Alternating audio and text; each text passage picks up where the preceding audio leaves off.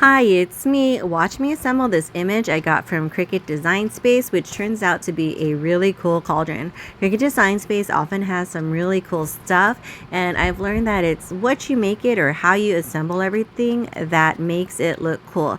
This image was actually really small, but I blew it up so that it could fit nicely into my fireplace.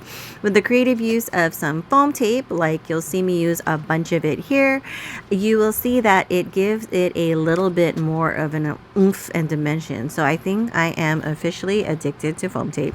So there are the bubbles, and look at that, I'm sticking more foam tape on there to give the white part of it a little bit more dimension. And then when it comes to sticking down the green part, I decided I would use that because I didn't want it to stick out too much on top of the pot.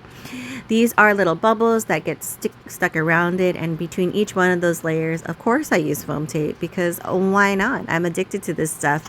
It gives it a nice subtle 3D effect without being too overwhelming. The flame of this image is actually my favorite part, because look at how all those colors go together to make something look really cool. And once all the assembly is done and I put it in my fireplace, look how cool that looks. Thank you, Cricut.